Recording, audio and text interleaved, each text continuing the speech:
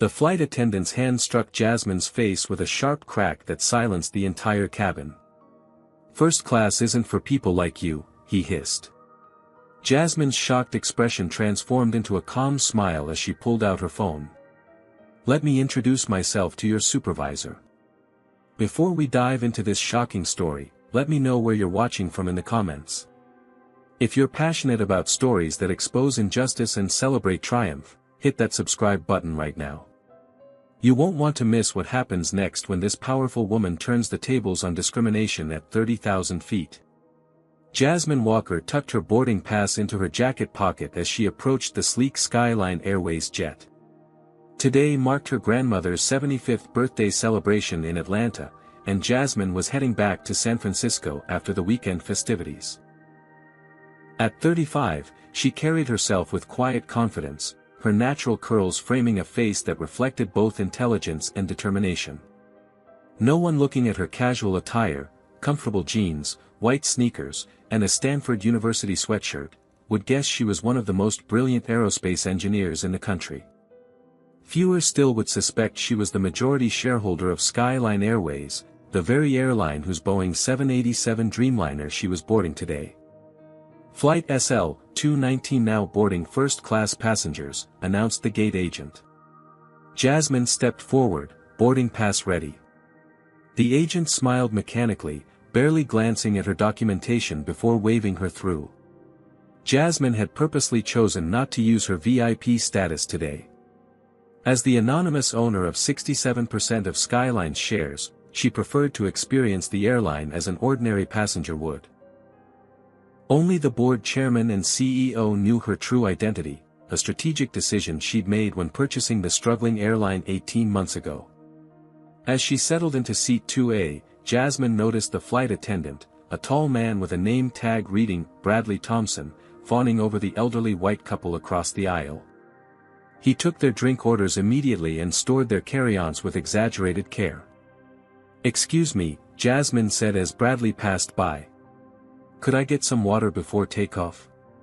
Bradley's eyes flicked over her, his smile never reaching them. "I'll be with you shortly," he said, before moving to assist another white passenger who had just boarded. Jasmine observed as he promptly took that passenger's jacket and drink order. 10 minutes passed. Bradley made 3 more trips through first class, each time managing to avoid eye contact with her. This wasn't the first time Jasmine had experienced such treatment. Growing up in a working-class neighborhood in Detroit, she had fallen in love with flight after learning about Bessie Coleman, the first black woman to earn a pilot's license. Despite being told repeatedly that aerospace engineering wasn't for people like her, Jasmine had persisted, fueled by her grandmother's unwavering support. Mabel Walker had worked 2 jobs, cleaning houses by day and hospital rooms by night, to help put Jasmine through engineering school. "They can close doors," her grandmother always said, "but they can't stop you from building your own doors, with better hinges." Jasmine had built those doors, graduating top of her class from Stanford, earning multiple patents for innovative designs, and eventually founding her own aerospace consulting firm. Her reputation in the industry was sterling, yet she still encountered people like Bradley on a regular basis. 18 months ago, after experiencing a particularly humiliating incident on a Skyline Airways flight, Jasmine had learned the airline was financially vulnerable. Instead of filing a discrimination complaint that would likely be ignored, she decided on a more strategic approach. She leveraged her considerable assets and, through a series of shell companies, purchased a controlling interest in the airline. "Sir," Jasmine tried again as Bradley passed. "I still haven't received any water." Bradley's face tightened. "We're quite busy with boarding. I'll get to you when I can." He immediately turned to the white businessman across the aisle. "Mr. Peterson. Would you like a refill on your bourbon?" From the seat beside Jasmine, a woman with silver-streaked black hair raised an eyebrow. "Did he just ignore you again?" she asked in a low voice. "Seems that way," Jasmine replied with a resigned smile. "I'm Alicia Hernandez," the woman said, extending her hand. "Dar. Alicia Hernandez. And I don't think I've ever seen such blatant service discrepancy. Jasmine shook her hand. Jasmine Walker. And unfortunately, I have. As boarding continued, Bradley's behavior grew more pointed. He warmly greeted each white passenger by name, while barely acknowledging Jasmine's presence. When he distributed hot towels, he practically threw Jasmine's onto her tray table while carefully placing everyone else's into their hands. Dr. Hernandez's expressions grew increasingly disapproving, but Jasmine merely observed, mentally cataloging each interaction. As both an engineer and now an airline owner, she believed in data collection before action. And Bradley Thompson was providing plenty of data. Staring out the window at the Atlanta tarmac, Jasmine thought about her grandmother's words at the birthday celebration yesterday. "Baby, you've climbed so high, but don't forget to reach back and fix those broken stairs for the ones coming behind you." Today was supposed to be about observation, but Jasmine was beginning to wonder if it might become something more. The cabin filled, and as the boarding door closed, Bradley made one final pass through the cabin, checking seat belts. He stopped at Jasmine's row. "Your boarding pass, please," he demanded, extending his hand. Jasmine looked up, noting he hadn't asked anyone else to verify their seat assignment. "I showed it at the gate," she replied calmly. "Is there a problem?" "Just need to verify you're in the correct seat," Bradley insisted, his tone suggesting she clearly wasn't. Jasmine reached into her pocket and produced her boarding pass. Bradley scrutinized it longer than necessary, his lips pursed as though he'd tasted something sour. "Very well," he said finally, returning it with visible reluctance. His eyes lingered on her sweatshirt with clear disdain. "We'll be taking off shortly." Dr. Hernandez leaned over after he left.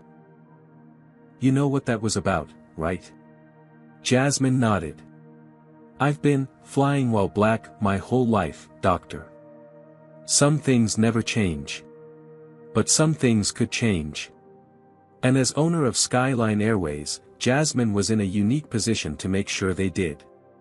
30 minutes into the flight, Jasmine's patience was wearing thin. Every passenger in first class had been served their requested beverages, except her. Bradley had managed to forget her water request 3 times, each time with a different excuse. "I believe I asked for water about 45 minutes ago," Jasmine said as Bradley swept past her seat again. He stopped, his professional smile strained. "Let me see your boarding pass again, ma'am." "You already checked it before takeoff," Jasmine pointed out. She'd observed that no one else had been asked for verification even once, let alone twice.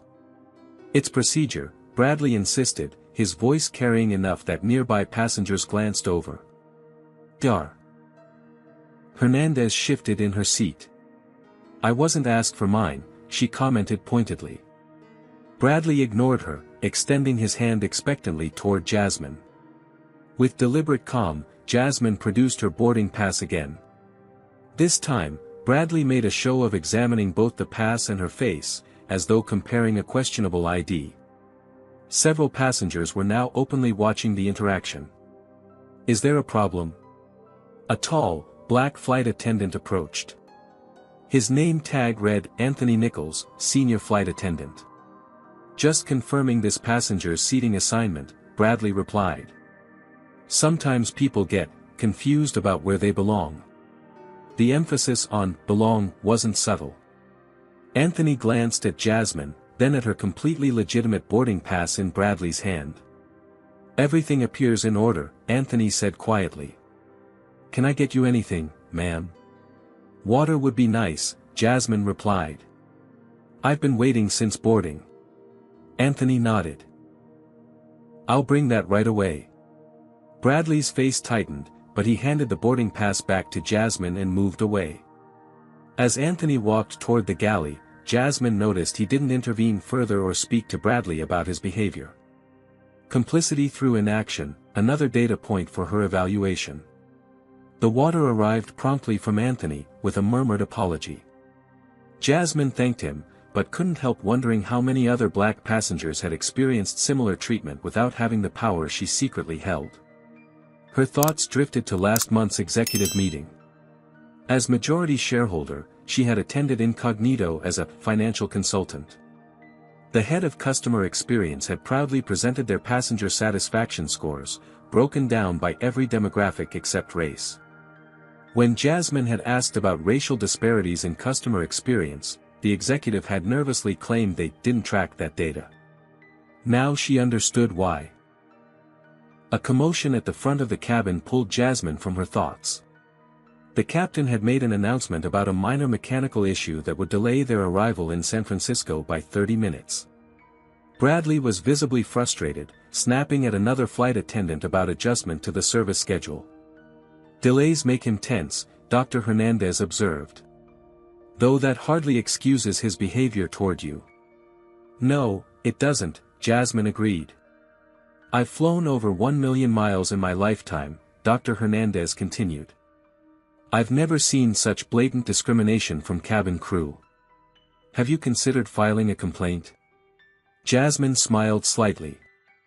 "I'm considering several options." Her laptop chimed with an email notification. As Jasmine reached for it, Bradley rushed past, bumping her elbow. Water from the glass on her tray table splashed across her keyboard. "Oh." Bradley's surprise sounded rehearsed. "I'm so sorry. These aisles are just so narrow." Jasmine grabbed napkins to blot her computer, noting how Bradley had navigated the same narrow aisle perfectly well when serving white passengers. "Let me help," he said insincerely, reaching for her laptop. "No, thank you," Jasmine replied firmly. "I've got it." Bradley's eyes narrowed at her tone. "Well, accidents happen, especially when passengers put too many items on their tray tables." Jasmine had only her water and her laptop on the tray, while the white passenger across the aisle had his tray cluttered with drinks, snacks, and magazines without comment. Discreetly, Jasmine took out her phone and began documenting the incident in her notes app, including time, date, and exact quotations. She also snapped a quick photo of her wet laptop beside her single water glass. "You should not be using electronic devices during service," Bradley admonished sharply. "Actually," Dr. Hernandez interjected, "FAA regulations only restrict device use during takeoff and landing." "We're at cruising altitude." Bradley's face flushed. "I'm well aware of FAA regulations, ma'am. I was simply concerned about electronics near liquids." He turned back to Jasmine. "Perhaps you'd be more comfortable in economy class. I could arrange for a seat swap." The suggestion, moving the only visibly black passenger in first class to economy, hung in the air like a slap. Several nearby passengers shifted uncomfortably. "I'm quite comfortable here, thank you," Jasmine replied evenly. "In the seat assigned on my boarding pass. The one you've checked twice." Bradley's jaw tightened. "Very well. But I'll need you to stow your laptop during meal service." Of course, Jasmine agreed, though she noticed he wasn't making the same request of the white businessman across the aisle who was actively typing on his device. Dr. Hernandez leaned over after Bradley stormed off. "That was completely inappropriate. Would you like me to speak to the purser?" "Not yet," Jasmine said. "But thank you." In truth, Jasmine was cataloging every infraction, building a comprehensive case not just against Bradley, but against the systemic issues his behavior represented. As owner, she could fire one prejudiced flight attendant. But her goal was larger, to transform the entire culture of her airline. Meal service began shortly thereafter. Bradley delivered Dr. Hernandez's vegetarian meal with a smile, then practically dropped Jasmine's tray on her table. Her chicken was cold, and unlike other passengers, she hadn't been offered a choice of entree. "Excuse me," Jasmine called as Bradley turned away. "Could I see the menu? I wasn't given dinner options." Bradley turned back, exasperation clear on his face. "We're out of the fish option." "I wasn't offered any options," Jasmine clarified. "As I said, we're out of alternatives." Bradley's tone was dismissive. If first-class dining standards don't meet your expectations, perhaps next time. Perhaps next time what? Jasmine's voice remained calm, but her eyes held Bradley's firmly. For a moment, tension crackled between them. Then Bradley's customer service mask slipped back into place. Perhaps next time you could request a special meal in advance, he finished, though his original implication had been clear to everyone within earshot. Anthony Nichols approached again, perhaps sensing the tension. Is everything all right here? Ms. Walker wasn't offered meal options, Dr. Hernandez stated before either Jasmine or Bradley could speak. Anthony looked uncomfortable. I'll check if we have any alternatives available. Don't bother, Bradley cut in. We discussed it already. She's fine with what she has. Actually, Jasmine said, I never said that. Bradley's professional veneer was cracking. Look, I've done everything I can to accommodate you, but your attitude isn't helping. My attitude? Jasmine raised an eyebrow. I've simply requested the same service other passengers are receiving. Bradley, Anthony murmured, perhaps I should handle this section for the remainder of the flight. No need, Bradley snapped.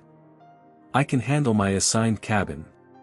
He turned back to Jasmine, voice low but intense. Ma'am, I must insist you lower your voice and stop disrupting other passengers' experience. Jasmine looked around pointedly. She had been speaking in normal tones, while Bradley's voice had risen with each exchange. I'm going to need you to move to economy, Bradley stated suddenly. Your behavior is disruptive. A stunned silence fell over the nearby rows. Even Anthony looked shocked. On what grounds? Jasmine asked calmly. Insubordination and disruption of cabin service, Bradley replied, the words tumbling out as though rehearsed for such an occasion. As a flight attendant, I have authority over cabin safety, which includes removing disruptive elements. Disruptive elements? Dr. Hernandez echoed incredulously. She asked for water and meal options. Bradley ignored her. Ma'am, gather your belongings and come with me to economy, or I'll be forced to report this as an in-flight incident. Jasmine sat motionless, acutely aware of all eyes on her. This moment of public humiliation was precisely what Bradley had been building toward, finding an excuse to remove the black woman who dared to occupy first-class space and request equal treatment. No, she said simply. It was time for this confrontation to reach its conclusion. And Jasmine Walker was ready. No. Bradley's voice rose an octave, shock evident on his face. Clearly, he hadn't expected Jasmine to stand her ground. No, she repeated firmly.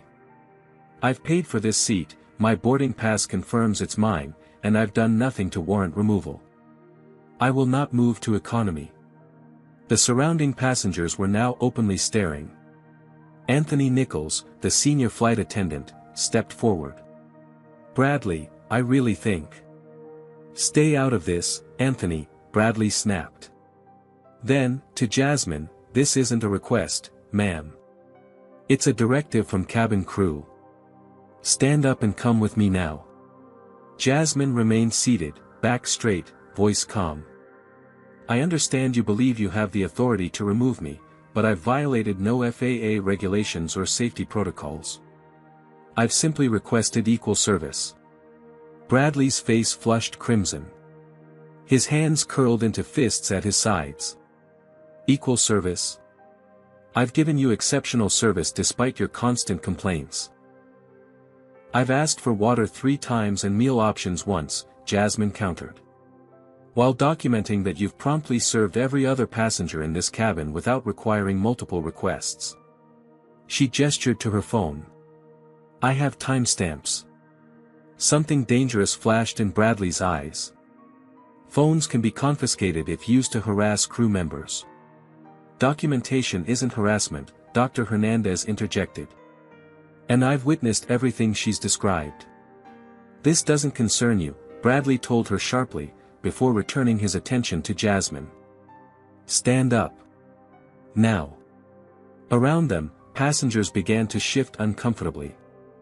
A businessman across the aisle cleared his throat. She hasn't done anything wrong, mate. Maybe just let it go. Bradley ignored him, focusing entirely on Jasmine, who remained calmly seated. Last chance, Bradley warned, leaning closer. Get up willingly, or I'll call the captain and report an unruly passenger. That means police waiting in San Francisco. I'm not moving, Jasmine stated simply. And I suggest you step back from my personal space. What happened next occurred so quickly that later, when passengers described it to investigators, their accounts varied in details but agreed on the essentials. Bradley reached for Jasmine's arm to forcibly remove her from the seat. Jasmine pulled back, saying, "Do not touch me." And then Bradley's open palm connected with her cheek in a sharp, cracking slap that silenced the entire cabin. Time seemed to suspend. The red imprint of his hand bloomed on Jasmine's cheek. Gasps erupted throughout the cabin. Someone in the back shouted, "What the hell?" Bradley himself looked stunned, as though his body had acted before his mind could intervene. His hand remained suspended in air. The silence that followed lasted only seconds but felt eternal. Then multiple passengers began speaking at once. Did he just hit her? I got that on video. Call the captain. That's assault. Jasmine touched her cheek gently, her expression transformed from shock to a strange, calm focus. When she spoke, her voice was steady. Anthony, I believe this qualifies as an in-flight incident that requires documentation. Anthony Nichols, who had watched the scene unfold with horror, finally snapped to attention. Sir, step away from the passenger immediately. His voice carried an authority that had been absent in his previous interventions. Bradley seemed to suddenly realize the gravity of his action. She was resisting, she tried to, you all saw how she's been behaving. Step away, Anthony repeated firmly. Now. Bradley took one step back, then another. His face cycled through expressions, defiance, fear, and finally, a calculated composure. She provoked this, he said, addressing the cabin at large. She's been antagonizing me this entire flight. Multiple voices contradicted him immediately. A young woman held up her phone. I have the whole thing on video. She didn't do anything. Dr. Hernandez stood up. As a witness to this entire interaction, I can state unequivocally that Ms. Walker did nothing provocative. She merely requested equal service and refused to be unjustly removed from her rightful seat. Bradley's calculated mask slipped again. She doesn't belong in first class. Look at her. She's not like the rest of us. The naked prejudice in his statement hung in the air, confirming what had been implicit in his behavior all along. Several passengers inhaled sharply. Anthony positioned himself between Bradley and Jasmine. Sir, return to the galley immediately. I'm contacting the captain. As Bradley backed away, Jasmine reached for her phone, her movements deliberate and composed despite the red mark still visible on her face. Security recording, she said clearly as she activated her voice memo app. Bradley Thompson, flight attendant on Skyline Airways Flight SL-219, just physically assaulted me after a pattern of discriminatory service. The time is approximately 2:27 p.m. Eastern Time. Bradley's face contorted. You can't record me. FAA regulations permit passengers to record incidents involving flight safety or crew misconduct, Jasmine replied evenly. Something you should know as cabin crew. Ms. Walker, Anthony interjected, the captain has been notified and is arranging for security to meet the aircraft. We'll be landing at the nearest suitable airport. That won't be necessary, Jasmine said, surprising him. I don't want to inconvenience the other passengers. She made a private call, speaking too quietly for others to hear. The cabin remained in uproar. Multiple passengers were on their phones, either recording or messaging about the incident. Others were loudly demanding Bradley's removal from the flight. Bradley, meanwhile, had retreated to the galley but continued to defend himself to another flight attendant. She was being difficult from the start. Acting entitled. I barely touched her. The businessman who had spoken up earlier stood and approached Anthony. I've got the whole thing on video, he said quietly. If she needs it for evidence. Jasmine ended her call and looked up at Anthony. Airport security will be meeting the aircraft in San Francisco. I've requested they come aboard before anyone deplanes. Anthony looked puzzled. How did you arrange that so quickly? Jasmine gave a small smile but didn't answer. Dr. Hernandez gently placed a napkin filled with ice cubes on Jasmine's desk. For your cheek, she said softly. And for what it's worth, as an attorney specializing in discrimination cases, I'd be happy to represent you. Thank you, Jasmine replied, accepting the makeshift ice pack. But I have a feeling Skyline Airways will be very interested in resolving this without litigation. Her gaze shifted to the galley, where Bradley was now frantically whispering to the other flight attendants. Very interested indeed. The captain's voice came over the PA system. Ladies and gentlemen, this is Captain Reynolds speaking. We've been informed of an incident in the cabin. We're continuing to San Francisco as planned, where authorities will board to address the situation. Please follow all crew instructions in the meantime. Flight attendants, please report to the cockpit individually for briefing. Anthony squeezed Jasmine's shoulder gently. I'm sorry this happened, he said quietly. Truly.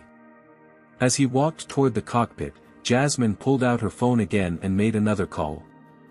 Mr. Peterson, she said when the call connected. We have a situation on flight SL-219 that requires your immediate attention. Yes, that's the one. I'm on it right now. She paused, listening. No, I don't want it diverted. But I need you at SFO when we land. And contact the board chair. Tell him it's urgent. She ended the call just as Bradley emerged from the galley, visibly shaken after his turn in the cockpit. He avoided looking in Jasmine's direction as he moved to the rear economy section, apparently reassigned for the duration of the flight. Jasmine leaned back in her seat, the ice pack still against her cheek. Her expression was no longer that of a wronged passenger, but of an executive formulating a response to an unexpected crisis. The power dynamics on Flight SL-219 were about to shift dramatically.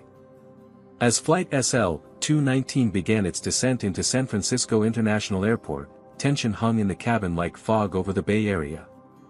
Bradley had been confined to the rear galley for the remainder of the flight, while Anthony and the other flight attendants provided subdued, professional service to the first-class cabin. Captain Reynolds' voice crackled over the intercom, "Ladies and gentlemen, we're beginning our final approach into San Francisco. Local time is 3:47 p.m. with clear skies and 64 degrees. We've been instructed to taxi to a special arrival gate where authorities will board to address the earlier incident. All passengers are asked to remain seated until this process is complete." Murmurs rippled through the cabin. Several passengers glanced sympathetically at Jasmine, whose cheek still bore a faint red mark despite the ice. Dr. Hernandez leaned over. "Are you planning to press charges?" "That depends," Jasmine replied cryptically, "on several factors that will become clear shortly." The plane touched down with a gentle bump, taxiing past the main terminals toward a more isolated area of the airport. Through her window, Jasmine could see several airport security vehicles and, more interestingly, 3 black town cars with the Skyline Airways executive insignia. "They sent the corporate response team," she observed with a slight smile. Dr. Hernandez raised an eyebrow. "That was fast. How did they know?" Before Jasmine could answer, the plane came to a complete stop. Captain Reynolds emerged from the cockpit, a tall man with silver-streaked hair and a grave expression. He approached Jasmine's seat directly. "Ms. Walker," he asked formally. "I'm Captain James Reynolds. Security is boarding now to take statements about the incident." Jasmine nodded. "Thank you, Captain. Before they begin, could we speak privately for a moment?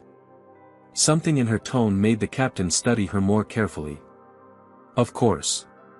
We can use the forward galley. As Jasmine stood to follow him, 2 airport security officers entered the aircraft, followed by a man in an impeccable suit whom several frequent flyers recognized as William Peterson, CEO of Skyline Airways. In the privacy of the forward galley, Jasmine spoke quietly to Captain Reynolds. "Captain, I don't believe we've formally met, though I've reviewed your personnel file. I'm Jasmine Walker." The captain nodded, clearly confused. "Yes, I understand you're the passenger who was assaulted. I want to assure you that Skyline Airways takes such incidents extremely seriously." "I'm counting on that," Jasmine replied, reaching into her purse. She extracted not a boarding pass this time, but an executive identification badge with the Skyline Airways logo. "Because I'm not just a passenger, Captain Reynolds. I'm the majority shareholder of Skyline Airways." The color drained from the captain's face as recognition dawned. "You're Project Phoenix," he whispered, using the code name the board had assigned to the mysterious investor who had purchased controlling interest in the airline 18 months ago. In the flesh, Jasmine confirmed. "And while I didn't plan to reveal my identity this way, Mr. Thompson's actions have forced my hand." Captain Reynolds ran a hand over his face. "My God. We had no idea you were on board. Only the chairman and CEO even know what you look like." "That was intentional," Jasmine explained. "I've been conducting anonymous quality control assessments of our service for months. Today's experience was illuminating." The realization of what this meant clearly struck the captain like a physical blow. A discriminatory assault against an ordinary passenger would have been a serious incident. Against the company's owner? It was potentially catastrophic. "What would you like us to do?" he asked, his voice barely above a whisper. "For now, let's return to the cabin. Mr. Peterson has arrived, and we should address the situation transparently." When they re-entered the main cabin, the CEO was standing in the aisle, speaking quietly with the security officers. He glanced up as Jasmine approached, his expression shifting from professional concern to shock. "Ms. Walker," he managed, extending his hand automatically. "I didn't realize you were, that is, we weren't expecting a surprise inspection." Jasmine supplied, shaking his hand firmly. "That was rather the point, William." The passengers watched this interaction with growing confusion. Dr. Hernandez's eyes narrowed as she observed the deference these men were suddenly showing to Jasmine. "Security wants to take statements about the incident," Peterson explained, regaining his composure. "We'll need to document everything thoroughly." "Actually," said a young woman several rows back, "I recorded most of it." She held up her phone. From when the attendant first asked her to move to economy until he hit her. Other passengers chimed in. "I have footage too." He was singling her out from the beginning of the flight. He checked her boarding pass 3 times but didn't check anyone else's even once. As the testimonies accumulated, Bradley was brought forward from the rear of the plane, escorted by another flight attendant. His face went ashen when he saw the CEO standing beside Jasmine. "Mr. Thompson," Peterson said coldly, "you're suspended effective immediately pending investigation. Security will escort you off the aircraft." Bradley's shock gave way to indignation. "Sir, you don't understand. This passenger was disruptive and combative. I was following protocol for unruly." "Enough," Peterson cut him off. "Multiple witnesses and recordings contradict your account. Who are you going to believe?" Bradley demanded, gesturing toward Jasmine. "Her. Do you know who she is?" A tight, cold smile crossed Peterson's face. "As a matter of fact, I do." He turned to the rest of the cabin. "Ladies and gentlemen, I apologize deeply for the disturbance you've witnessed today. The behavior displayed does not reflect Skyline Airways' values or policies." He paused, looking to Jasmine, who gave a subtle nod. I believe Ms. Walker has something to share with you all." All eyes turned to Jasmine, who stepped into the center of the aisle. "My name is Jasmine Walker. While today I was traveling as a private citizen, I am also the majority owner of Skyline Airways." A wave of gasps and murmurs swept through the cabin. Bradley's face crumpled in disbelief and horror. 18 months ago, Jasmine continued, "I purchased controlling interest in this airline after experiencing discriminatory treatment as a passenger. Rather than filing complaints that might be ignored, I decided to change the system from within." She turned to face Bradley directly. "Mr. Thompson, your behavior today wasn't just an isolated incident. It represents a culture that I intend to transform. You didn't just assault a passenger today. You revealed a systemic problem that starts at the top and works its way through every level of service." The revelation rippled through the cabin. Passengers exchanged glances of astonishment. Dr. Hernandez let out a surprised laugh of appreciation. "That's why she knew exactly who to call," someone whispered loudly. Bradley, now seeming to grasp the magnitude of his situation, tried one last defense. "Ms. Walker, I had no idea who you were. If I'd known." "That's precisely the problem," Jasmine interrupted. "Your behavior shouldn't change based on who you think I am.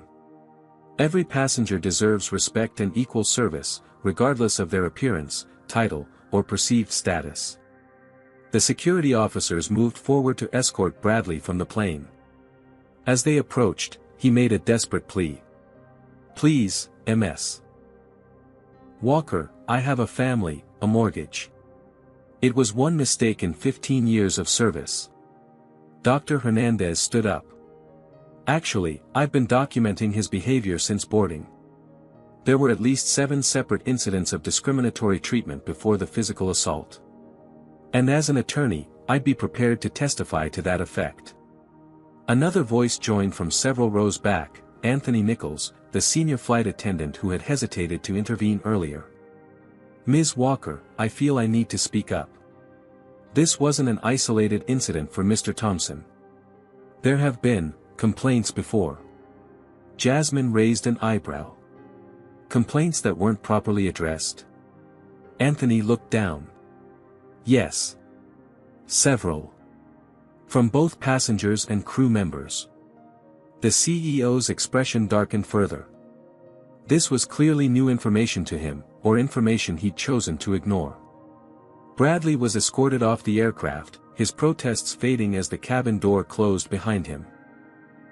Jasmine turned back to address the remaining passengers. "I want to thank those of you who spoke up and offered support. Your willingness to be witnesses makes a difference."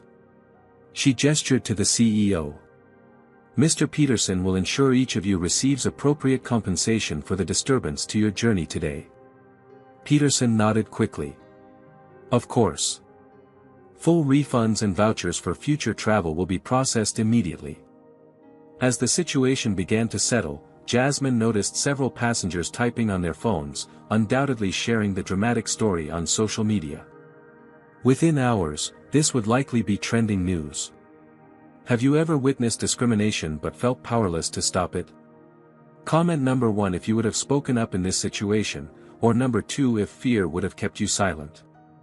Hit the like button if you believe companies should be held accountable for the actions of their employees, and subscribe to see more stories of justice being served. What do you think will happen next now that Jasmine has revealed her true identity? The fallout is just beginning. Within 30 minutes of Flight SL-219's arrival at the special gate, the story had already begun spreading through social media channels.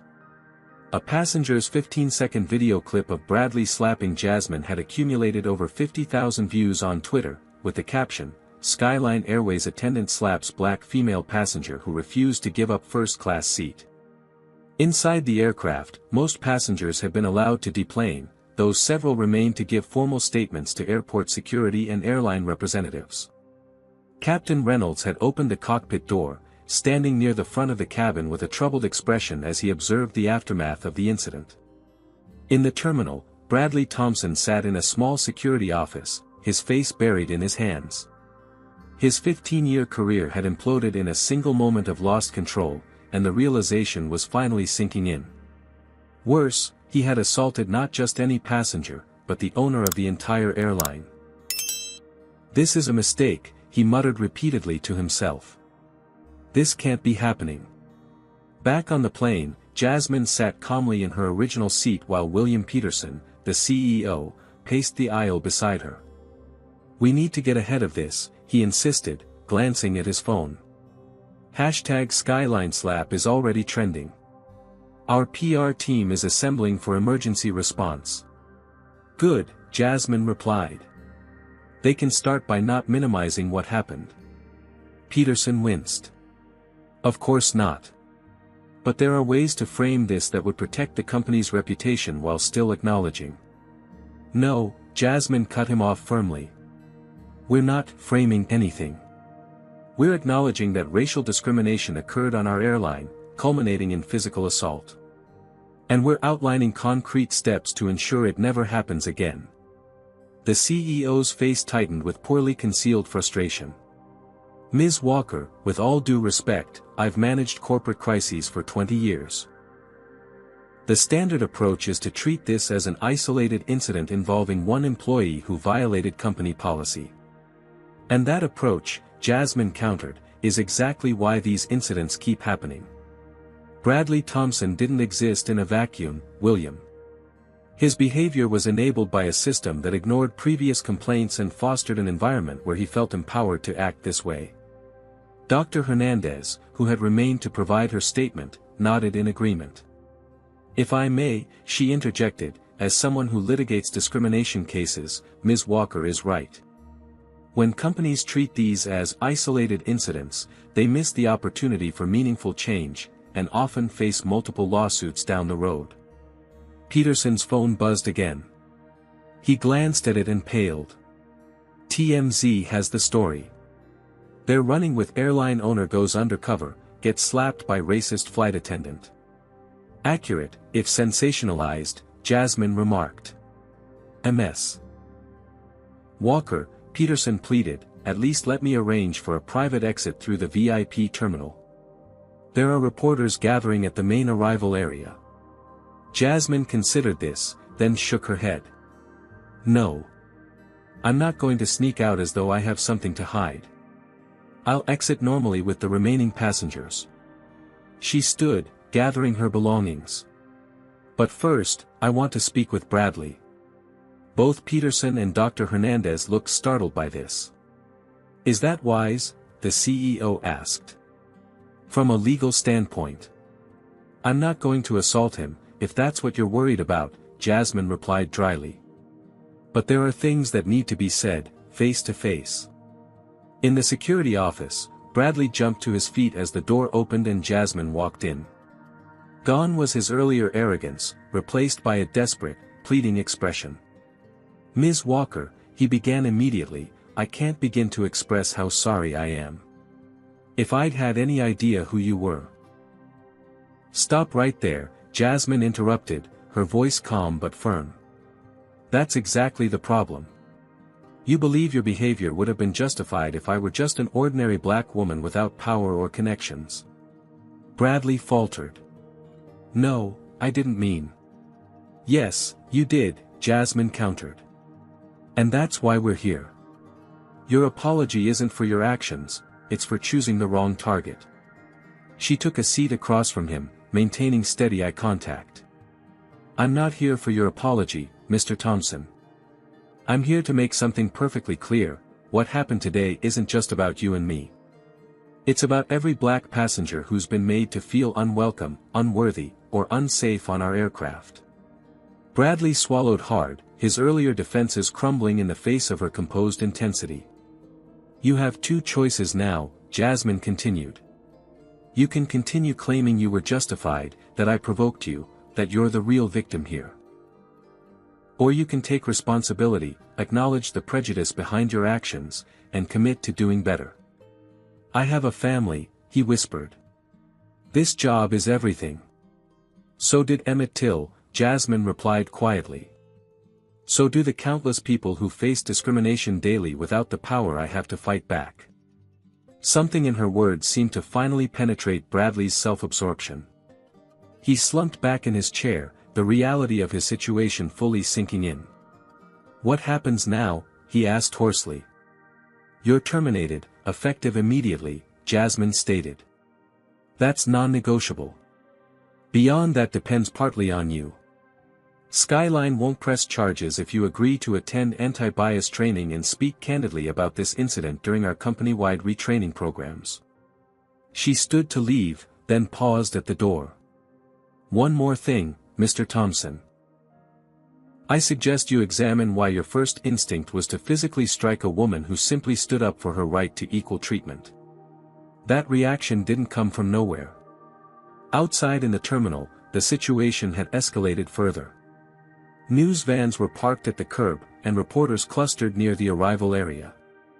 Jasmine's phone buzzed with notifications from major news outlets already requesting interviews. William Peterson intercepted her as she emerged from the security office. "The board chairman is on his way," he reported tensely. "And our social media monitoring shows this story is exploding." "Good," Jasmine replied simply. The CEO looked bewildered. "Good. Our stock will take a hit. Bookings could drop. This is a PR nightmare." "This," Jasmine corrected him, "is an opportunity for authentic change. Sometimes systems need a shock to transform." She checked her phone. "I've called an emergency board meeting for tomorrow morning. Until then, I want you to issue a statement acknowledging what happened, without equivocation or corporate doublespeak." "And Bradley?" Peterson asked. "Terminated," Jasmine confirmed. "Though that's just the beginning of the response, not the end." As they walked through the terminal, Dr. Hernandez caught up with them. "Ms. Walker," she called. "A moment." Jasmine paused, allowing the attorney to join them. "I've been thinking about our conversation," Dr. Hernandez said. "And I believe what happened today indicates a potential pattern of discriminatory practices that may affect many passengers." Peterson tensed visibly. "We have no evidence of a pattern." "Actually," Jasmine interjected, "we do." She turned to Dr. Hernandez. "You're suggesting a class action investigation?" The attorney nodded. "I believe it would be warranted, based on what I witnessed today and Mr. Nichols' admission about previous complaints." As majority shareholder, Jasmine said thoughtfully, "I could fight such an action. Or. Peterson prompted nervously. "Or I could support it, as a mechanism for identifying affected passengers and providing appropriate redress while forcing institutional change." Jasmine smiled at the CEO's horrified expression. "Just something to consider, William." As they approached the main terminal, the buzz of activity intensified. Passengers from Flight SL-219 were already being approached by reporters, many eagerly sharing their accounts of what they'd witnessed. "Ms. Walker," called a voice. They turned to see Anthony Nichols hurrying toward them, still in his flight uniform. "May I speak with you privately?" Jasmine nodded, stepping aside with the senior flight attendant. "I want to apologize," Anthony said quietly. "I saw what was happening but didn't intervene forcefully enough. I should have stopped it before it escalated." "Yes, you should have," Jasmine agreed. "Why didn't you?" Anthony looked down. "I've reported Bradley's behavior before. 3 times, actually.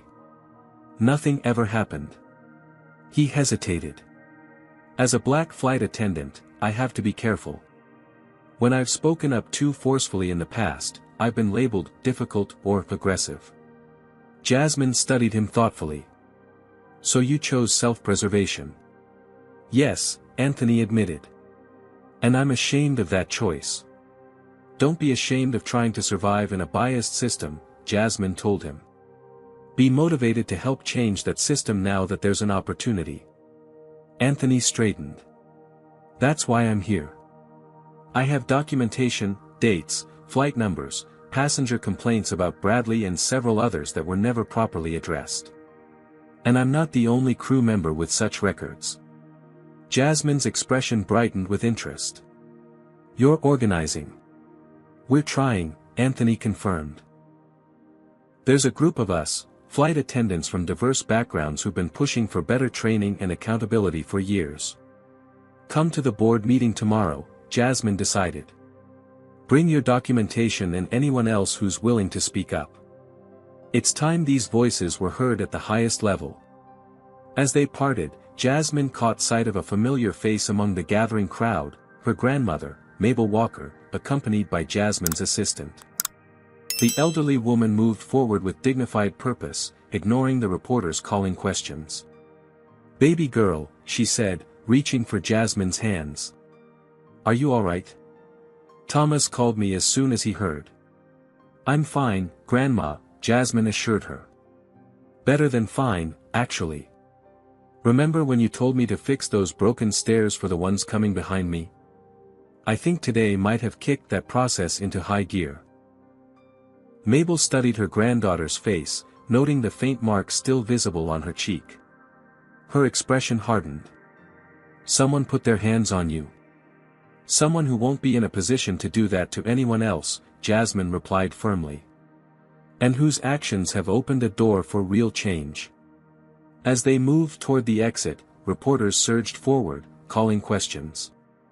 "Ms. Walker, did you board this flight intending to expose discrimination? Will you be pressing charges against the flight attendant? Is this part of a larger investigation into Skyline Airways practices?" Jasmine paused, considering the media gauntlet before her. This wasn't how she'd planned to become the public face of Skyline Airways, she'd preferred working behind the scenes. But perhaps transparency was exactly what was needed now. "I'll make a brief statement," she decided, turning to face the cameras. William Peterson moved to stand beside her, his expression a mask of professional concern that didn't quite hide his anxiety. The reporters fell relatively quiet, cameras and microphones pointed toward Jasmine. "Today, I experienced firsthand what too many travelers face regularly, discrimination and ultimately violence based on race," she began clearly. "As both a passenger and the owner of Skyline Airways, I want to state unequivocally, this behavior has no place in our company or in our society." She paused, letting her words sink in. "In the coming days, Skyline will announce comprehensive changes to our training, reporting, and accountability systems. This incident, painful as it was, will serve as a catalyst for transformation. I'm committed to creating an airline where every passenger and employee is treated with equal dignity, regardless of their appearance or background." Questions erupted again, but Jasmine simply stated, "That's all for now. A more detailed statement will follow tomorrow after our board meeting." As she walked away with her grandmother, the story of what had happened on Flight SL-219 continued to spread across social media and news outlets. What had begun as one flight attendant's discriminatory behavior had become a national conversation about race, power, and accountability in American businesses. And Jasmine Walker, aerospace engineer and airline owner, found herself at the center of a storm that would transform not just her company, but potentially an entire industry. Dawn broke over San Francisco Bay as Jasmine stood at the floor-to-ceiling windows of Skyline Airways corporate headquarters. The morning news played silently on a screen behind her, showing footage of yesterday's confrontation alongside her photograph and corporate biography. #SkylineSlap and #FirstClassWhileblack were trending nationwide, with the story receiving coverage from major networks and publications. The boardroom behind her gradually filled with executives and directors, their murmured conversations tense and uncertain. This emergency session, called with less than 24 hours' notice, had disrupted vacation plans and family commitments, but not one board member had dared to decline. "Ms. Walker," said a voice behind her. "Everything is ready." Jasmine turned to find Thomas Bennett, her assistant, standing with tablet in hand. Beside him stood Anthony Nichols, still in his flight uniform, clutching a folder of documents and looking both nervous and resolved. "Thank you, Thomas," she replied. "And thank you for coming, Anthony." They entered the boardroom together, where 13 people sat around a polished mahogany table. Chairman Robert Jackson, a 65-year-old white man with silver hair and an expensive suit, rose to greet her. "Jasmine," he said, using her first name despite the formality of the setting. "I think I speak for the entire board when I say how deeply disturbed we are by yesterday's incident. The behavior you experienced was completely unacceptable." Murmurs of agreement circulated the table as everyone took their seats. William Peterson, looking as though he hadn't slept, sat with the PR director and chief legal counsel huddled on either side of him. "Before we begin," Jasmine said, "I'd like to introduce Anthony Nichols, senior flight attendant, who witnessed yesterday's events and has important information to share with this board." Several directors exchanged uncertain glances. The presence of a flight attendant at a board meeting was unprecedented. "I've also invited Dr. Alicia Hernandez to join us," Jasmine continued as the attorney entered the room. As both a witness to yesterday's incident and a legal expert in discrimination cases, her perspective will be valuable. Chairman Jackson cleared his throat. "While we appreciate these additional viewpoints, Ms. Walker, this is highly irregular. Board meetings typically don't include operational staff or outside parties." "Perhaps that's part of the problem," Jasmine replied evenly. "This board makes decisions that affect thousands of employees and millions of passengers without hearing directly from them." Before Jackson could respond, Jasmine activated a presentation screen. 18 months ago, when I acquired controlling interest in Skyline Airways, I presented this board with a strategic vision. The screen displayed a document titled, Project Phoenix, Transforming Skyline Airways. You'll recall that alongside the financial restructuring and fleet modernization, I emphasized the need for cultural transformation. She highlighted a section of the document. Specifically, I pointed to customer service disparities that were alienating diverse market segments and creating liability exposure. Several board members shifted uncomfortably as they recognized their own signatures on the plan they had enthusiastically approved but subsequently ignored. At that time, Jasmine continued, this board unanimously voted to implement a comprehensive review of service quality metrics broken down by passenger demographics. That review never happened. William Peterson interjected, market conditions changed, Ms. Walker. We had to prioritize the fleet expansion to remain competitive. The fleet expansion that I specifically conditioned on concurrent cultural improvements, Jasmine cut in. Improvements that were sidelined despite my clear directives. She turned to Anthony. Mr. Nichols, please share what you've documented. Anthony placed his folder on the table and spoke with quiet intensity. Over the past 3 years, I've personally witnessed or received reports of 78 incidents involving discriminatory treatment of passengers based on perceived race or ethnicity. I've filed formal reports on 34 of these incidents. He slid the folder toward the center of the table. This contains those reports, including dates, flight numbers, and the names of passengers affected. The chief legal counsel reached for the folder with evident alarm. This is the first I'm hearing about any such documentation. That's because the reports never made it past middle management, Anthony explained. They were consistently classified as customer satisfaction issues rather than discrimination complaints, which would have triggered different protocols. Dr. Hernandez spoke up. In my legal experience, this pattern of reclassifying discrimination complaints is disturbingly common, and constitutes a form of institutional discrimination itself. The PR director paled visibly. If these reports became public. They likely will, Jasmine stated matter-of-factly. Because I'm not interested in burying them. I'm interested in addressing them. She stood, commanding the room's full attention. Yesterday wasn't just about Bradley Thompson or me. It was the inevitable result of systematic failures that begin in this very room. Pointing to the executive team, she continued, when you decided that investigating service disparities wasn't a priority, you sent a message down the chain of command. When middle managers reclassified discrimination reports, they were following the implicit direction you established. And when Bradley Thompson felt empowered to mistreat a black passenger without consequences, he was acting within a system that has historically protected such behavior. The room fell silent as the weight of her words settled over the assembly. Finally, Chairman Jackson spoke. "What exactly are you proposing, Ms. Walker?" Jasmine activated the second part of her presentation. Project Truth and Reconciliation. A comprehensive plan with 5 components. The screen displayed her outline. 1. Independent audit of all passenger complaints from the past 5 years. 2. Mandatory bias training for all customer-facing staff. 3. Revision of reporting systems to properly track discrimination claims. 4. Creation of a passenger advocacy office with direct board access. 5. Financial compensation for previously affected passengers. The cost for full implementation is projected at $23 million, Jasmine stated. A stunned silence followed. 23 million. The CFO finally sputtered.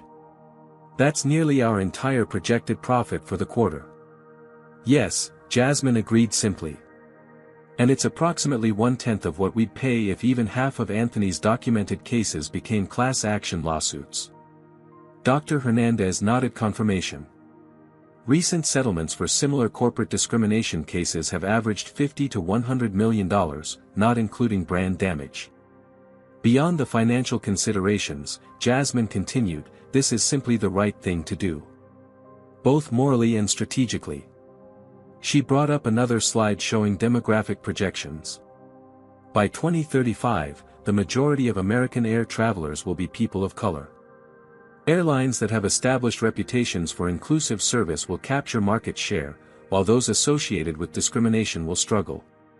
Several board members were now taking notes, their expressions shifting from resistance to calculation. I'm prepared to use my controlling interest to mandate this program, Jasmine stated directly. But I'd prefer unanimous board approval, demonstrating that this commitment comes from our collective leadership. Chairman Jackson leaned forward. And what about the immediate situation? The media coverage, Mr. Thompson, your own experience. I've already terminated Bradley Thompson, Jasmine replied. But unlike most corporate responses to such incidents, we won't stop there or pretend this was an isolated case. She outlined her media response strategy, acknowledged the pattern, apologized sincerely, and commit to specific, measurable changes with regular public updates on progress.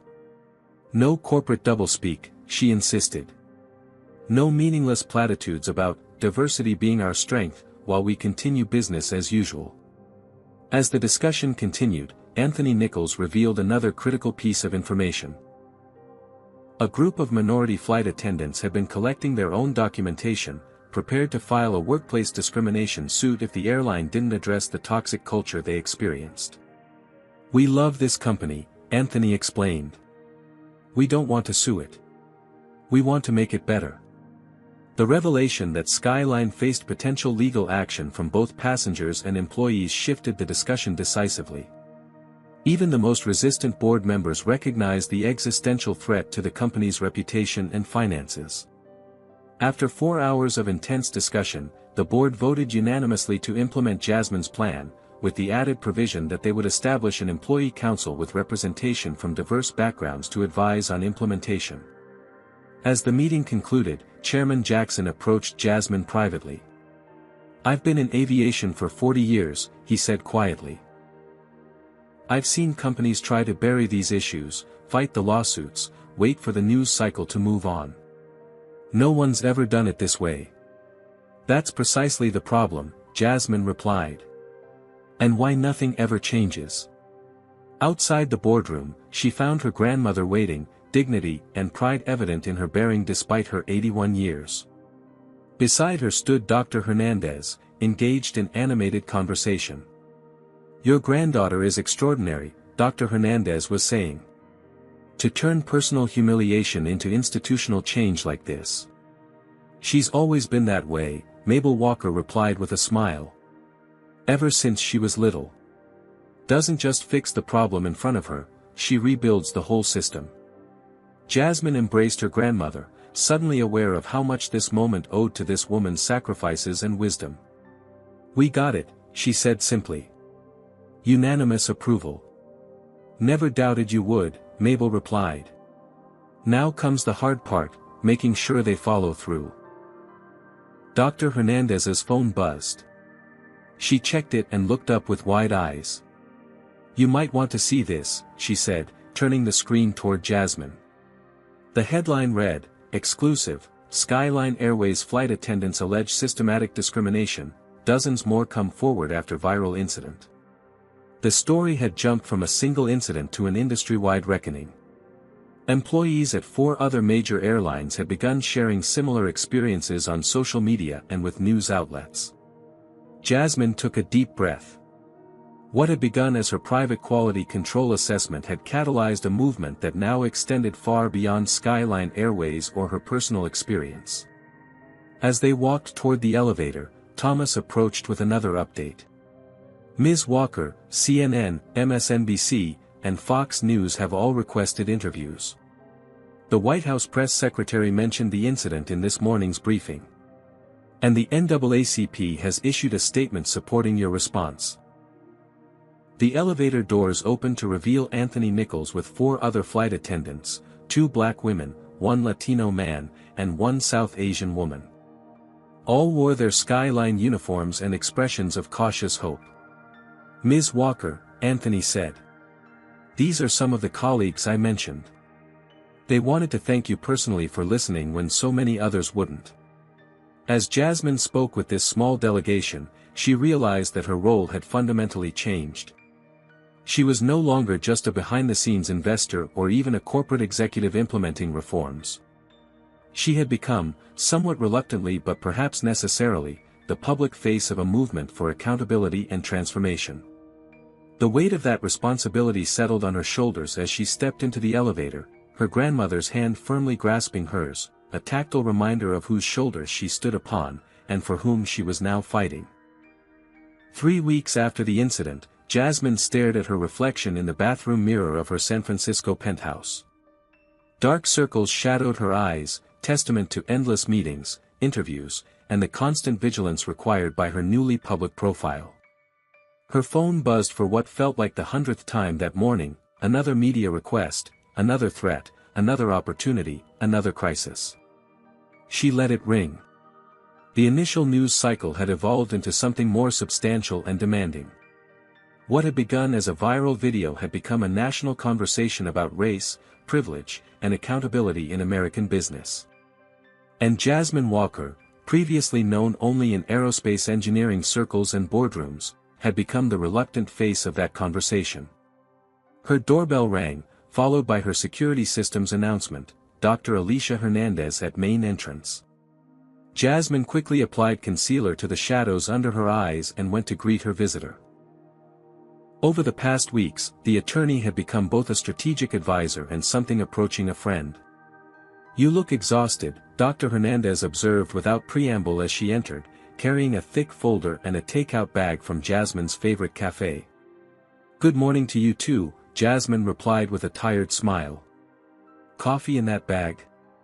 Coffee, pastries, and the latest social media analysis, Dr. Hernandez confirmed, setting everything on the kitchen island.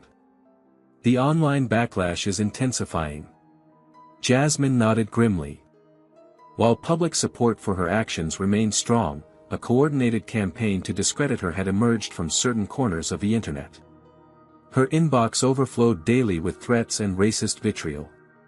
Conservative commentators had begun questioning her qualifications and suggesting she had orchestrated the incident for publicity or financial gain. Bradley's given 3 interviews this week, Dr. Hernandez reported, sliding printouts across the counter. He's claiming he was set up and is the victim of reverse discrimination and cancel culture. Jasmine scanned the headlines without surprise. Let him talk. Every interview he gives contradicts his previous statements and strengthens our position. True, but his supporters don't care about consistency. Dr. Hernandez sipped her coffee. They're calling for a boycott of Skyline Airways. Jasmine's phone rang again, Thomas Bennett, her assistant. She answered on speaker. Morning, Thomas. Dr. Hernandez is here. Good morning to both of you, Thomas replied. Two updates. First, the class action certification hearing is scheduled for next month. Second, your grandmother called. She's concerned about the threats and wants you to come stay with her in Detroit for a while. Jasmine smiled sadly. Tell her I'm fine. Security is top-notch here. After ending the call, she turned back to Dr. Hernandez. The personal stuff is harder than I expected. My engineering colleagues are keeping their distance, worried about association with controversy. 3 speaking engagements were cancelled last week. And my dating profile got hacked and spread all over right-wing forums. The cost of visibility, Dr. Hernandez observed. Especially for black women who challenge power structures. Jasmine nodded, remembering a conversation with her mentor, Dr. Katherine Johnson, years earlier. The legendary NASA mathematician had warned her, excellence isn't enough, Jasmine. When you're black and female, you have to be twice as good to get half as far. And if you dare to demand equality, you'd better be prepared for the backlash. Dr. Johnson had faced discrimination at NASA in the 1960s while helping calculate flight trajectories for the Apollo missions. Decades later, Jasmine was fighting similar battles in supposedly more enlightened times. I keep thinking about Bessie Coleman, Jasmine said quietly. When no American flight school would accept her because she was black and a woman, she learned French and went to France to get her pilot's license. Then came back and still couldn't get hired, so she became a barnstormer, doing aerial shows to support herself. She stared out the window at the San Francisco skyline. All that talent, all that determination, and still she had to fight just for the chance to do what she loved. Dr. Hernandez watched her thoughtfully. You're at a crossroads, aren't you? Weighing the personal cost against the potential impact. Jasmine didn't answer immediately, instead opening her laptop to show the attorney a series of emails. These came in yesterday. From black flight attendants, pilots, airline executives, even airport ground crew. All sharing similar experiences. All thanking me for speaking up. One message particularly stood out. A 16-year-old black girl who wrote that seeing Jasmine stand up to discrimination had inspired her to pursue her dream of becoming an aerospace engineer despite being the only girl of color in her advanced science classes. This is why I can't retreat now, Jasmine said. But I won't pretend it isn't taking a toll. Her phone chimed with a news alert. Bradley Thompson was filing a countersuit claiming defamation, intentional infliction of emotional distress, and wrongful termination. He was seeking $15 million in damages. He's got backing, Dr. Hernandez noted, reading over Jasmine's shoulder. Those lawyers aren't working pro bono. Of course not, Jasmine agreed. This isn't just about Bradley anymore. It's about pushing back against the very idea of accountability for discrimination. Her security system announced another visitor, William Peterson, the CEO of Skyline Airways. Jasmine sighed. I'd better take this one alone. Dar. Hernandez gathered her materials. Call me after. And Jasmine? Remember to set boundaries. This fight is a marathon, not a sprint. Once the attorney had left, Jasmine admitted Peterson, noting his harried appearance and the folders clutched in his hands. 3 board members are threatening to resign, he said without greeting. They claim the negative publicity and program costs are damaging shareholder value. They're welcome to leave, Jasmine replied calmly. As majority shareholder, I'll accept their resignations and replace them with directors committed to our new direction. Peterson's expression tightened. The implementation costs are already exceeding projections. $23 million will be just the beginning. Then adjust the projections, Jasmine said simply. This isn't optional, William. It's necessary both morally and strategically. That's easy for you to say, Peterson snapped, his professional veneer cracking. You're independently wealthy from your engineering patents and consulting firm. Some of us have our entire careers invested in this airline. Jasmine fixed him with a level gaze. You think this isn't costing me anything? My engineering clients are disappearing. I've received death threats. My grandmother is afraid to answer her door because reporters camp outside her house. She stood, matching his height. But unlike Bradley Thompson, I don't expect special treatment. I made choices and I'm living with the consequences, just as this company must finally face the consequences of the culture it created. Peterson deflated slightly. I'm not your enemy, Jasmine. I'm trying to navigate a middle path that preserves the company while implementing these changes. There is no middle path with discrimination, Jasmine replied firmly. You're either actively fighting it or you're enabling it. And Skyline Airways has enabled it for far too long. After Peterson left, Jasmine found herself alone again in her penthouse, the weight of decision settling heavily on her. Her phone showed 17 missed calls, 46 text messages, and over 300 emails. The world demanded her attention, her energy, her response. A video call from her grandmother provided momentary respite. You look tired, baby girl, Mabel Walker observed through the screen. I am tired, Grandma, Jasmine admitted. Sometimes I wonder if I should have just filed a complaint and left it at that. Mabel's expression grew serious. Let me tell you something about tired. I was tired when I cleaned houses all day and hospital rooms all night to put you through school. Your great-grandmother was tired when she picked cotton from sunup to sundown. Your great-great-grandmother was tired when she carried the scars of whips on her back. Her voice softened. But they kept going because they believed better days were coming for the ones who'd follow. And look at you now, not just riding in first class, but owning the whole damn plane. Jasmine smiled despite herself. Language, Grandma. I'm 81 years old. I'll use whatever language the situation calls for, Mabel replied tartly. Now, are you going to let some internet trolls and corporate suits undo everything you've built? Or are you going to finish what you started? The question hung between them, but they both already knew the answer. Later that evening, Jasmine sat on her balcony overlooking the bay, considering the path forward. Dr. Hernandez had left research on similar corporate transformations, the successes and failures, the strategies that worked and those that didn't. A text from Anthony Nichols arrived with a photo attached, the first graduating class of flight attendants to complete Skyline's new comprehensive bias training program. 28 diverse faces smiled at the camera, certificates in hand. It was a small victory, but a real one. A concrete result of the storm she'd weathered these past weeks. Jasmine made her decision. She would neither retreat into privacy nor allow herself to be consumed by the public battle. Instead, she would channel her engineering mindset, identifying the problem, analyzing its components, and designing systematic solutions. She opened her laptop and began drafting a new strategic plan. This one wasn't just for Skyline Airways, but for herself. A blueprint for sustainable advocacy that wouldn't burn her out or compromise her other passions. As night fell over San Francisco, Jasmine Walker, aerospace engineer, airline owner, and reluctant activist, found a moment of clarity amidst the chaos. The path ahead would be difficult, but she'd never shied away from difficult problems. After all, that's what engineers did, they built solutions where none existed before.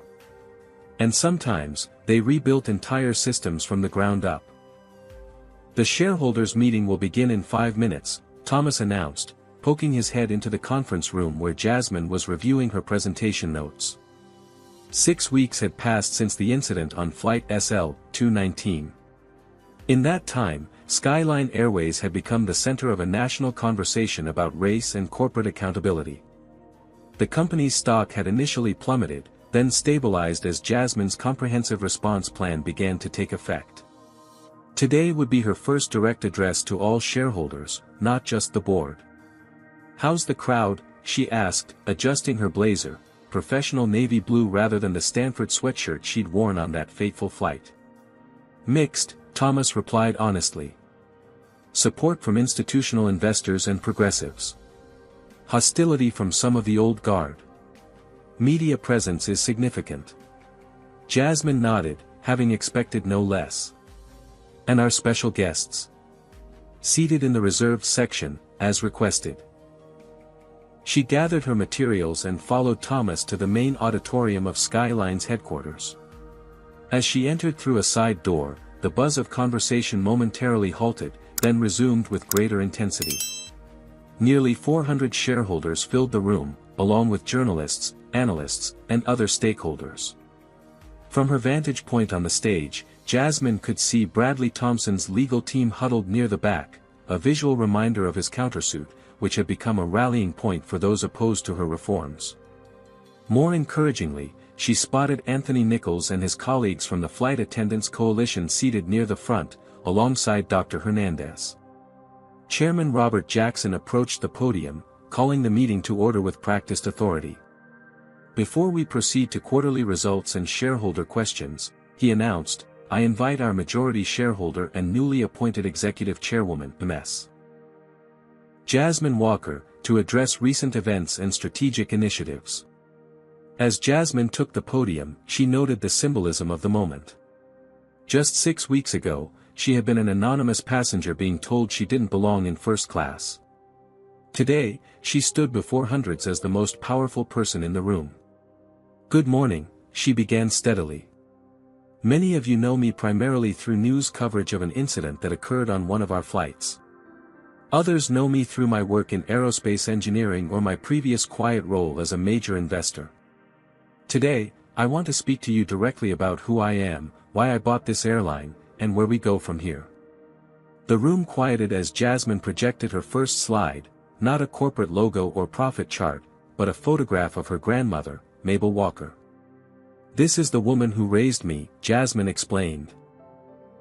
A woman who worked 2 jobs to put me through engineering school, who taught me that excellence wasn't optional, and who showed me that systems can be changed from within when you acquire the power to do so. She clicked to the next slide, her engineering patents, her consulting firm's client list, her academic credentials. I didn't purchase Skyline Airways on a whim or as a vanity project. I acquired it after experiencing discrimination as a passenger and recognizing a business opportunity. An airline with excellent routes and equipment but declining customer satisfaction and employee morale represented both a problem to solve and an investment with significant upside potential. Murmurs rippled through the audience as many shareholders realized for the first time that her interest in the airline had begun as a strategic business decision, not merely a social justice crusade. The incident 6 weeks ago was unfortunate, she continued, but it exposed systemic issues that were already costing this company millions in lost revenue, employee turnover, and potential liability. Problems that this board had previously agreed to address but subsequently deprioritized. Several board members shifted uncomfortably as Jasmine displayed the original Project Phoenix document with their signatures clearly visible. Today, I'm not here to rehash what happened on Flight SL-219. I'm here to outline our strategic response and explain why it represents sound business practice in addition to ethical leadership. For the next 30 minutes, Jasmine presented a comprehensive analysis that connected improved diversity practices directly to bottom-line performance. She cited research showing that airlines with strong reputations for inclusive service commanded premium pricing, experienced lower employee turnover, and generated stronger customer loyalty. Our implementation of the Truth and Reconciliation program is already showing measurable results, she noted, displaying early metrics. Employee satisfaction has increased 12%.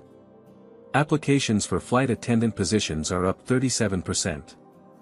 And our customer feedback scores have improved across all demographic categories.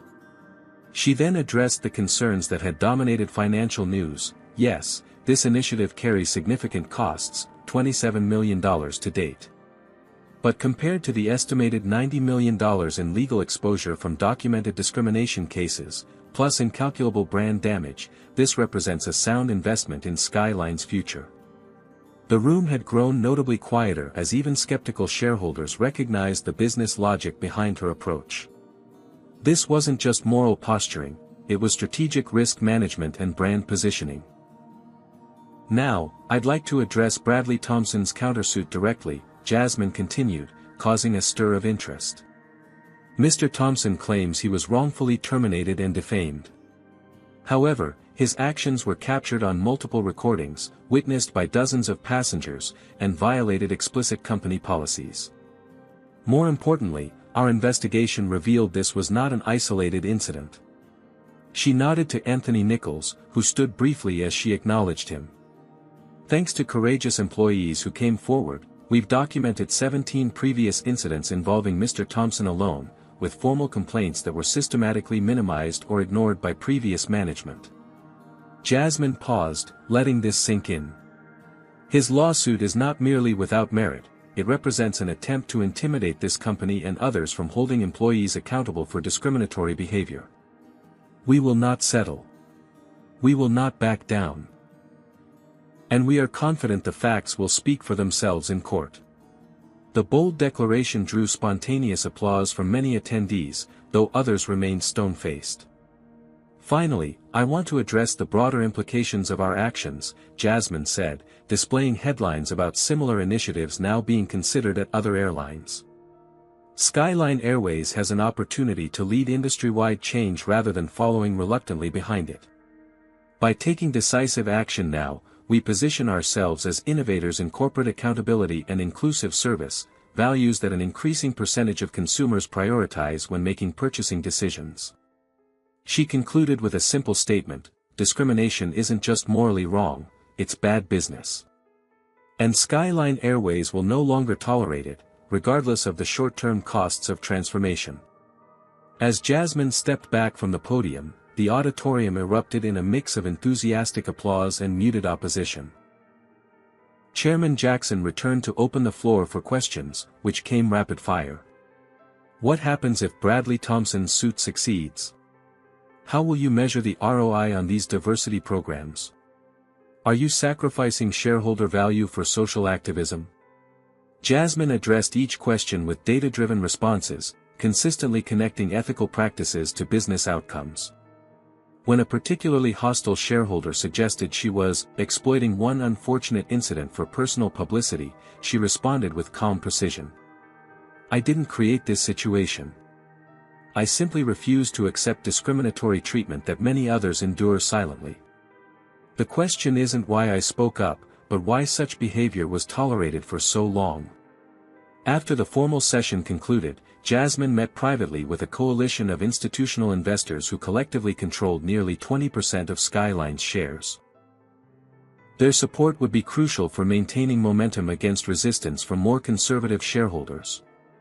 Your approach is unorthodox, admitted Sandra Chen, representing a major pension fund. But the data you've presented is compelling. We're inclined to support your leadership through this transition period, provided quarterly benchmarks are met. Jasmine shook her hand. Thank you. Transparency and accountability are central to this entire effort, including my own performance as executive chair. Later that afternoon, Jasmine convened another meeting, this one with Dr. Hernandez and representatives from 3 other major airlines who had requested confidential discussions about implementing similar reforms. The class action certification hearing is next week, Dr. Hernandez informed the group. Based on the evidence we've gathered, I expect approval to proceed, which will potentially affect all 4 of your companies. The executives exchanged nervous glances. Or, Jasmine suggested, you could get ahead of this. Join our industry standards initiative voluntarily. Implement the same reforms we're instituting at Skyline. Be part of the solution before the courts force your hand. One executive, a vice president from Continental Airways, leaned forward. What exactly would that entail?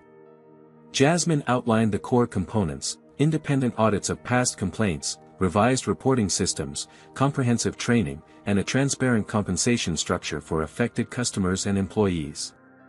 The cost seems prohibitive, another executive objected. Compared to what? Dr. Hernandez countered. Class action settlements? Department of Justice investigations? The viral videos of discrimination incidents that seem to emerge weekly? By evening, 2 of the airlines had tentatively agreed to join Skyline's initiative, with formal announcements pending board approvals. The industry-wide conversation Jasmine had hoped to spark was gaining momentum. As she prepared to leave headquarters, Anthony Nichols approached with an update on the Flight Attendants Coalition. "We've grown to over 200 members across 6 airlines," he reported proudly. "And the new reporting system at Skyline has already logged 38 incidents that would have previously gone undocumented." Jasmine nodded, gratified by the concrete progress. "And the training program?" "Making a real difference," Anthony confirmed. "Even skeptics are acknowledging its value. We've had flight attendants in tears saying it's the first time they've felt their experiences were validated by management."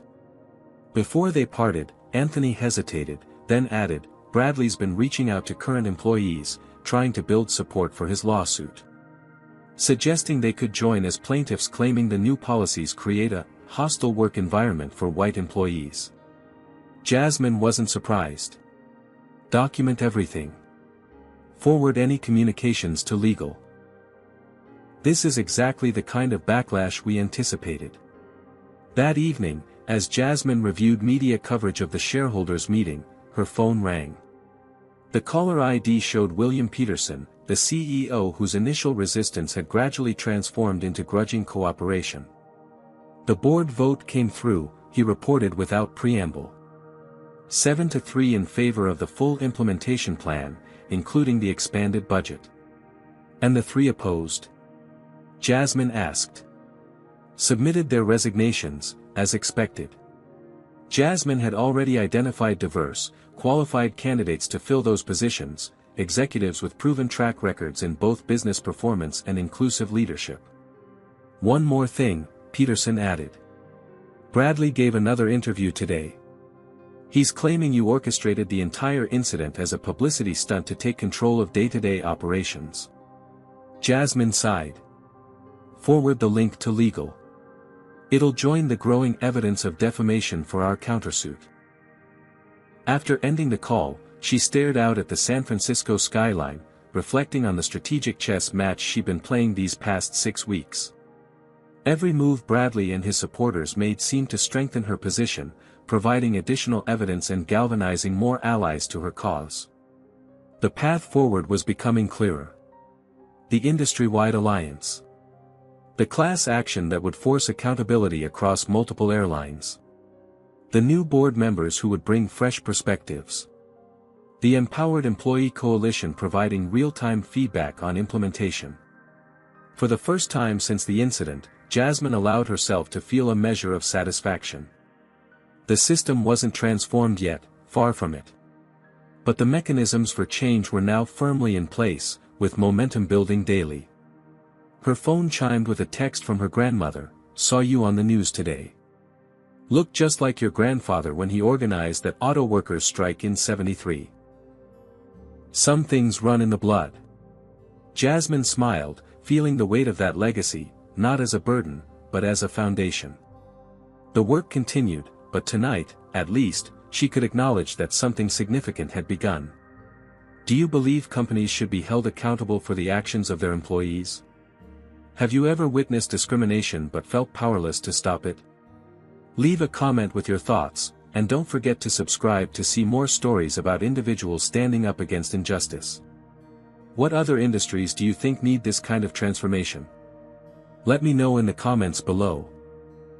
6 months after the incident on Flight SL-219, Jasmine Walker stood before a graduating class of 62 new Skyline Airways flight attendants. Sunlight streamed through the windows of the training center, illuminating faces that represented a much broader spectrum of American society than previous classes. "Today marks not just your entry into the Skyline family," Jasmine began, "but your participation in a transformative moment in commercial aviation history." The graduates sat attentively, their freshly pressed uniforms adorned with a new insignia, a phoenix rising, that symbolized the airline's rebirth. 6 months ago, an incident occurred that many viewed as a company's worst nightmare. A viral video. International headlines. Legal challenges. Stock volatility. Jasmine smiled slightly. But what appeared to be a crisis was actually an opportunity, a catalyst for changes that were long overdue. She gestured to the training modules displayed on screens around the room, comprehensive lessons on unconscious bias, cultural sensitivity, conflict de-escalation, and equitable service delivery that now formed the core of Skyline's employee preparation. You're the first class to complete this enhanced curriculum from day one. You're entering an airline that's fundamentally different from what it was just 6 months ago. The statistics supported her claim. Customer complaints related to discriminatory treatment had decreased by 62%. Employee retention had improved by 28%. And perhaps most tellingly for the shareholders, Skyline stock had recovered its initial losses and gained an additional 12% as the company's reputation for leadership in both service quality and corporate responsibility attracted new customers and investors. But transformation isn't just about metrics and policies, Jasmine continued. It's about people. Real lives affected by the choices we make every day and how we treat one another. She nodded toward the back of the room, where Anthony Nichols now stood as the newly appointed Director of Culture and Inclusion, a position created specifically to ensure the sustainability of Skyline's reforms. Mr. Nichols will tell you that change isn't always comfortable. That resistance is inevitable. That there will be days when it seems easier to revert to old patterns. Anthony nodded in confirmation, his experience of the past 6 months having proven this repeatedly. The transition hadn't been smooth. Several long-time employees had resigned rather than adapt to new expectations. Online campaigns had attempted to boycott the airline for its political correctness. Bradley Thompson's lawsuit had dragged on, generating periodic negative press. But through it all, Skyline had maintained its course. The changes were non-negotiable. The commitment unwavering.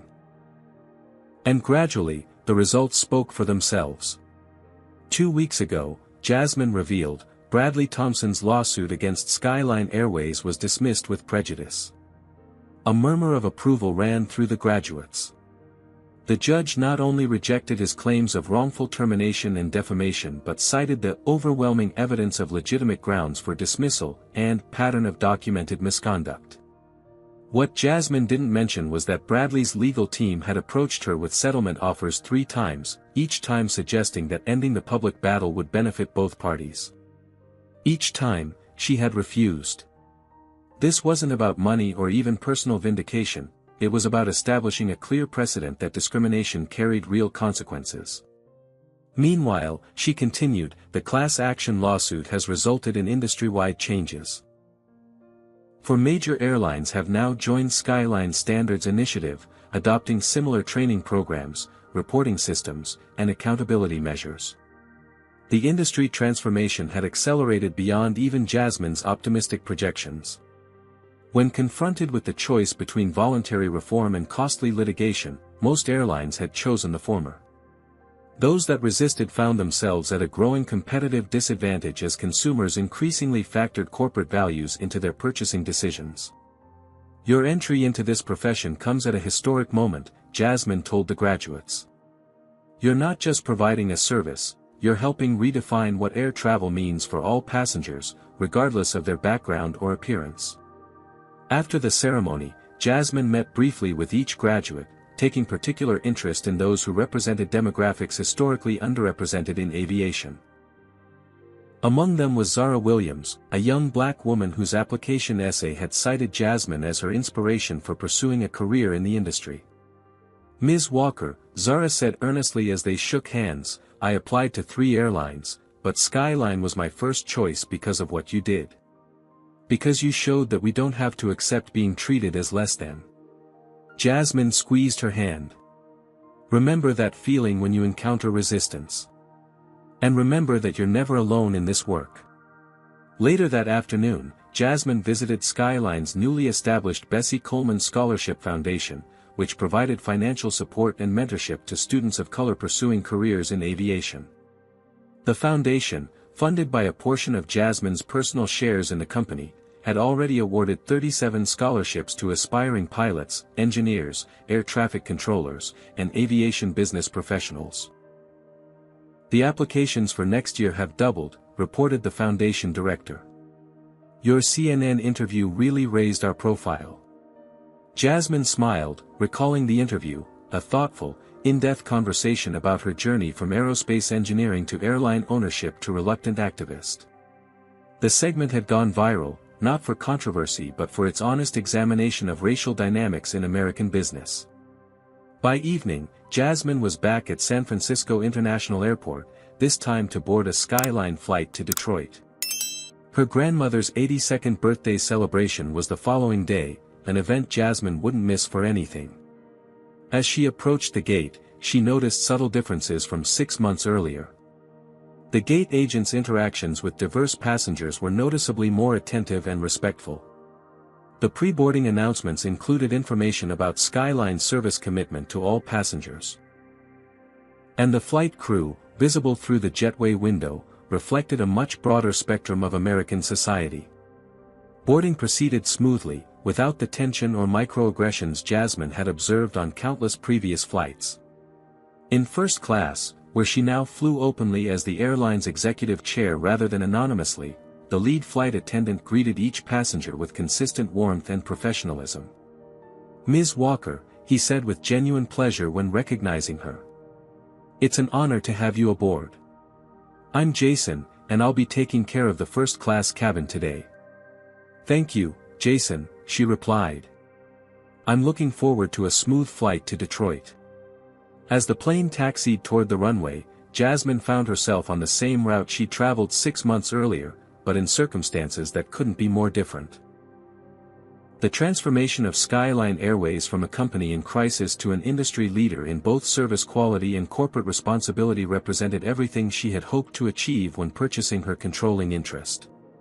But the journey wasn't complete. Just that morning, she had reviewed plans for the next phase of Skyline's evolution, a comprehensive analysis of vendor relationships to ensure the airline's commitment to equity extended throughout its supply chain. The company was also preparing to launch new routes serving historically underserved communities, recognizing untapped market potential where others saw only limited profit opportunity. As the plane lifted into the clear California sky, Jasmine's phone chimed with one last message before she would need to switch to airplane mode. It was from Dr. Hernandez, containing a link to a just-published article in the Harvard Business Review. The title read, "The Skyline Model: How Crisis Response Transformed an Industry's Approach to Discrimination." Jasmine smiled as she powered down her device. The academic analysis would help spread these practices beyond aviation to other industries still struggling with similar challenges. That had always been part of her vision, not just to fix one company or one incident, but to create a replicable model for systematic change. As the plane reached cruising altitude, Jasmine recalled something her grandmother had told her years ago, when she was struggling to gain acceptance in the predominantly white, male field of aerospace engineering. "Baby, sometimes you have to build your own door when nobody will let you in through theirs." She had built that door, first through her engineering career, then by purchasing Skyline Airways. And now, that door stood open for others to follow. The flight attendant approached with a pre-departure beverage. "Water, as you preferred on your profile, Ms. Walker." "Perfect, thank you," she replied, noting the small but significant detail. The crew had checked her preferences rather than making assumptions.